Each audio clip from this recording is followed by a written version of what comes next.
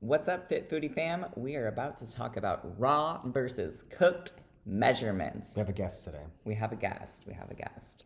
But we get this question so often, especially as you're first starting out on your journey. Do I weigh items raw or cooked? Great question. Oof, it is a good question. Biggest deal when it comes to measuring and tracking is going to be consistency. You've heard us say this so many times. But yeah, pick one. What do you want? But to make it simple, let's first talk meat, poultry, and fish. The nutrition facts that you see on your, meat, poultry, and fish are for the raw measurements. Unless you purchase a pre-cooked item that has the nutrition facts on there, let's go for the chicken nuggets, the dinosaur chicken nuggets. I was going to say lunch meat. Oh, lunch meat. There we go. That's another one. I wouldn't really cook it, but yeah, there we go. Most USDA entries are for raw weights, unless you are searching for cooked entries, which they do have as well. Meat, poultry, and fish, they tend to lose about 25% moisture when they're cooked. This is a general rule of thumb. Obviously, it depends on how you are cooking it, but for the sake of rule of thumbs, 25% moisture is usually lost when cooked.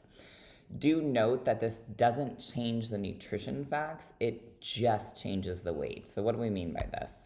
Well, if we take chicken, for example, we have 200 grams of raw chicken.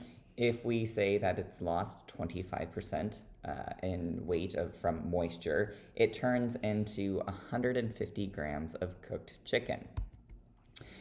So when cooked, it's decreased in weight from the water loss, but it's still going to hold the same macronutrients.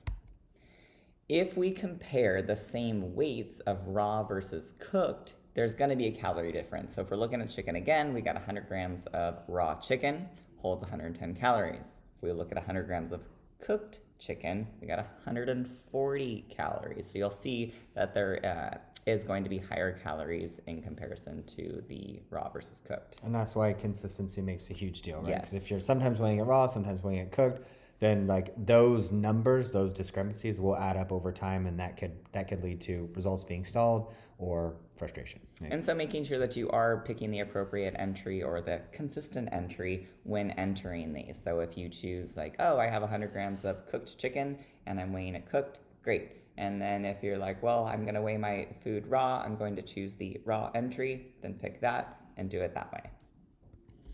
All right. Ideally, once again, with regards to meat, poultry, and fish, you want to measure these sources uncooked. Other options that you can utilize the verified cooked entries in your tracker as well. You can also account for a 25% decrease in weight when you're tracking. Ways to do this is you can use the raw measurement in the tracker and then measure out 25% less of the cooked item when you're weighing it. Create a food entry that's based on your food, and it accounts for the 25% decrease automatically, especially like when you're doing bulk prep. This is helpful. How you can do this: weigh your chicken raw, and then you will re-weigh your chicken cooked, and you will create a food based on this weight, and this significantly helps with your bulk prepping of food. Whether you weigh it raw, you weigh it cooked, however you weigh it, consistency is going to be king on this. Perfect. Now let's talk about carbs. So obviously there's different types of carbs. We have fruits, which are going to be like apples, berries, melons, grapes, all that fun stuff.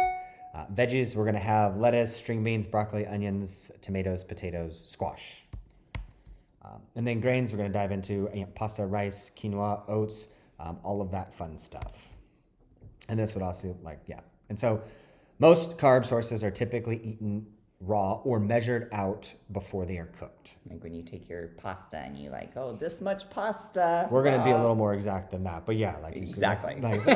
This much. And I think they even I think Tupperware used to have the thing on the side where you could at the top, you could spin it and then the appropriate amount comes out. But same thing, we'll be a little bit more precise than that. Scale. So grains, when cooked, absorb water, weighing heavier after being cooked, like pasta and rice. Obviously, you guys know, they're even smaller. When they hold water, they get a lot bigger. They weigh considerably more.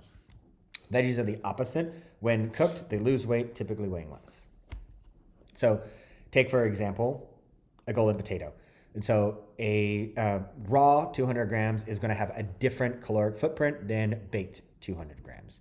So when you compare the same weights of raw versus cooked, you will see there is a calorie difference. So easiest thing is to weigh raw. For fruits and vegetables. Yes. And pastas. Yeah. Or same thing, very similar to meat, utilize a cooked entry.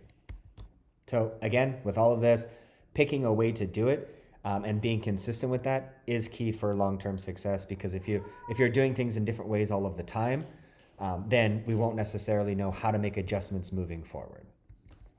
As a little bit of a recap, meat, poultry, fish, weigh raw if possible.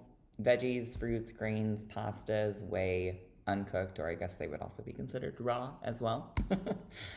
But basically, like he just said, do what you can consistently and sustainably do, because consistency trumps all. If you have any burning questions or questions about this, be sure to submit them so that we can help you on your journey.